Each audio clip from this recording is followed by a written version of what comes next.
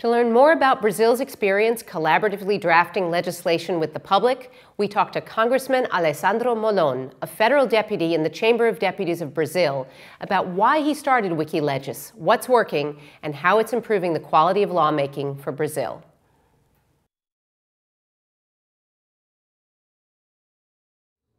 Bom, por várias razões. A primeira delas porque o projeto de lei que deu origem ao Marco Civil da Internet, ele foi um projeto de lei construído com a participação da sociedade, tanto em audiências públicas, mas principalmente através da participação pela internet.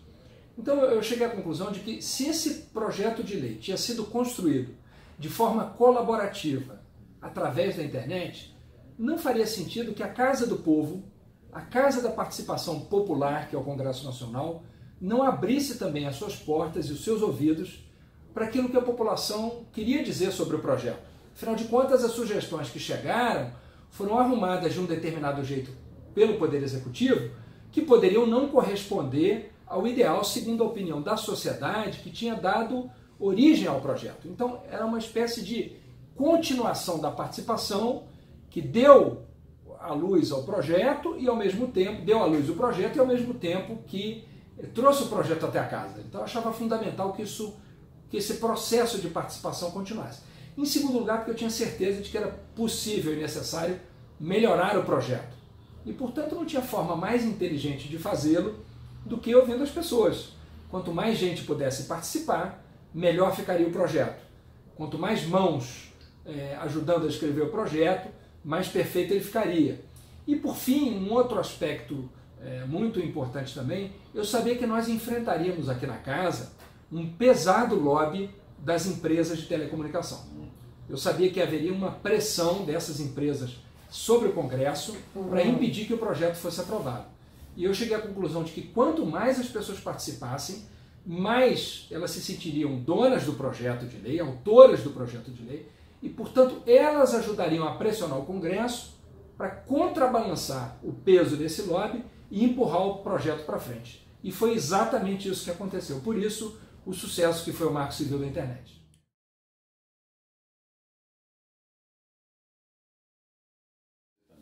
Naturalmente que isso exigiu de mim algum crescimento, um esforço para me tornar um deputado melhor, para poder contar com essa ferramenta também, e esse esforço de adaptação me fez crescer, portanto foi um esforço positivo para mim. Eu aprendi muita coisa nesse processo.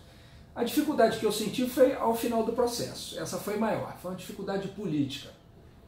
Porque o parlamento tinha dificuldade de entender que era importante aproveitar essa contribuição que veio pela internet, que veio da sociedade civil. Havia uma certa resistência dos representantes, dizendo, veja, nós fomos eleitos por 50 mil pessoas, 100 mil pessoas, 200 mil pessoas. Por que nós vamos considerar essas 2, 3, 4 mil pessoas que participaram do processo pela internet mais importantes do que os votos que nós recebemos? Portanto, os representantes somos nós, não precisamos aproveitar isso.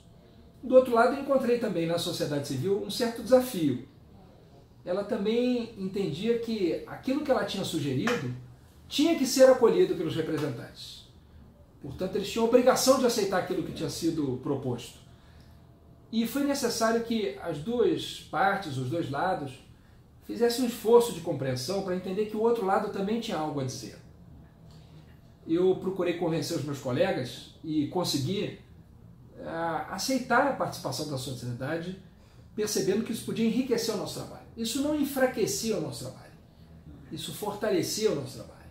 E, ao mesmo tempo, eu precisei explicar para uma parte da sociedade civil que era importante também reconhecer e respeitar a força da representação, a força dos votos. E que eles também não perderiam em reconhecer isso e em fazer um diálogo produtivo com os representantes. De forma que foi um aprendizado dos dois lados. E eu acho que todos os lados saíram ganhando. Eu descobri nesse processo que a representação ela não se enfraquece com a participação. A participação fortalece a representação. Quanto mais a gente se abre para receber sugestões, ideias, propostas, visões, mais forte a gente fica. O meu mandato se tornou um mandato mais relevante, mais respeitado, mais ouvido dentro do parlamento depois que eu me abri para ouvir ainda mais a sociedade. De forma que não é ou representação ou participação, ou democracia representativa ou democracia participativa, mas são complementares e se fortalecem reciprocamente. Para que isso fosse possível, era indispensável que a gente tivesse um mínimo de apoio, de estrutura para receber essa participação. Estrutura técnica, gente especializada nisso. Nesse sentido, foi fundamental que a Câmara tivesse um laboratório hacker. Um laboratório que nos ajudou a receber essas participações, por exemplo, com a ferramenta do Wikileges, com comentários sobre o texto. Não e-mails, por exemplo, sobre o projeto de lei como um todo, mas especialmente observações precisas, específicas, sobre a redação de um artigo, de um dispositivo, de um parágrafo em especial. Então, essa ferramenta foi indispensável. E nós usamos até mesmo as redes sociais para receber também sugestões. O laboratório nos ajudou a receber ideias através do Twitter. E elas foram incorporadas. E pela primeira vez na história da Câmara, nós citamos que uma ideia de emenda ao texto foi recebida pelo Twitter, citamos a rede social, nesse caso, que foi o meio para isso, e isso nos ajudou muito também.